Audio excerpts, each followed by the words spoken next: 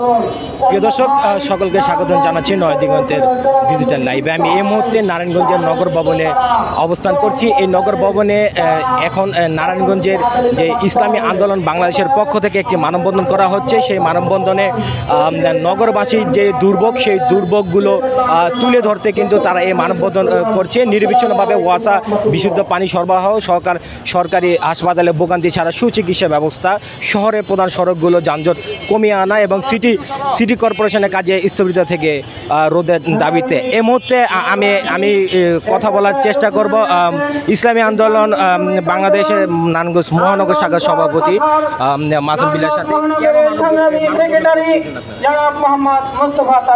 আমরা আজকে মানববন্ধন করতেছি নারায়ণগঞ্জ সিটি কর্পোরেশনের যে দুর্ভোগগুলো আছে এগুলো নিয়ে। এর মধ্যে একটা অন্যতম হলো যে নারায়ণগঞ্জ সিটি কর্পোরেশনের আওতায় এখন ওয়াসার পানিটা সরবরাহ হয়। আগে আমরা জানতাম এটা ঢাকা ওয়াসার নিয়ন্ত্রণ ছিলেন।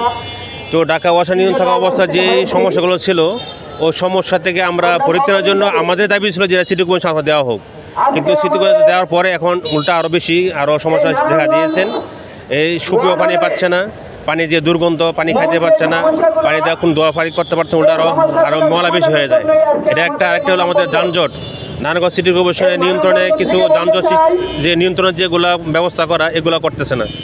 আমরা রমজানে দেখছি, রমজানে সবচেয়ে বেশি যানজট সৃষ্টি হয়, কিন্তু রমজানে আলহামদুলিল্লাহ খুব ভালো ছিল শহরটা, কিন্তু রমজান যাওয়ার পরে এখন দেখে যে আরও যানজট বেশি সৃষ্টি হয়ে গেছে। এই যানজট থেকে মুক্তির জন্য পাশাপাশি আমাদের এই যে জলাবদ্ধতা, নারায়ণগঞ্জ সিটি কর্পোরেশনের যে আওতায় বৃষ্টি হলেই আধা ঘন্টা বৃষ্টি হলে পুরো মনে হয় আমরা জলাবদ্ধতা হাবুডুবে খাচ্ছি।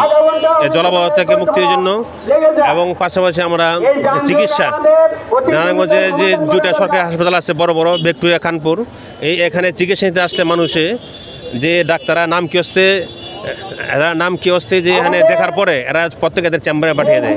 এদের নিজস্ব যে ডায়াগনোস সেন্টার ওখানে পাঠিয়ে দেয়, ওখানে যায়, ওখানে পরীক্ষা করেন, ওইখানে দেখেন। এগুলো সরকারি ব্যবস্থা আছে, এগুলো ব্যবস্থা না করে এরা নিজেদের ব্যবসার জন্য এরা এদের বিভিন্ন নিজস্ব প্রতিষ্ঠান পাঠিয়ে দেয়। এগুলো এর পরিত্রাণের জন্য এবং নগরবাসীর জন্য সুষ্ঠু চিকিৎসা পায়, এর জন্য পাশাপাশি আমরা আরও দেখতে পাচ্ছি যে নারায়ণগঞ্জের 1 নম্বর রেলগেট থেকে 2 নম্বর রেলগেট পর্যন্ত এই জায়গাটা সার্বক্ষণ জাম লেগে থাকে। এটা আমাদের একটা বেশি বড় সমস্যা। এতে পরিত্রাণের জন্য সার্বগিক এখন আমরা দেখতে পাচ্ছি নারায়ণগঞ্জ সিটি কর্পোরেশনের আমরা কালকে হঠাৎ স্থানীয় প্রতিনিধি দেখতে পেলাম যারা আমরা টেন্ডার ওখানে এরা দিয়ে দিয়েছে বিভিন্ন সরকারি প্রতিষ্ঠানগুলো। আমরা জানি টেন্ডার দিতে আগে আমরা সব ওপেন করতে হয়, কিন্তু ওপেন না করে এগুলো এরা টেন্ডার কীভাবে দিচ্ছে আর গোপনে কীভাবে টেন্ডার এর প্রতিবাদ আর অনেক সময় যখন আমরা দেখি অনেক সময় বিজ্ঞাপন দেয়, পত্রিকা দেয়, অনেক সময় মাইকিং করে, কিছু না করে এরা গোপনে এরা এক পক্ষকে খুশি করার জন্য যে টেন্ডার তার প্রতিবাদ আমরা আজকে এই মানববন্ধন।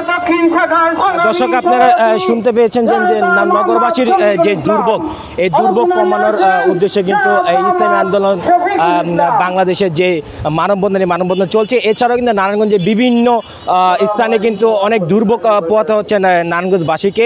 সংশ্লিষ্ট সকলের যারা আছেন তাদের সুনিশ্চিত থাকলে অবশ্যই এই দুর্ভোগ থেকে নারায়ণগঞ্জবাসী রক্ষা পাবে। নারায়ণগঞ্জ থেকে আশিকুর রহমান সাজু, নয় দিগন্ত।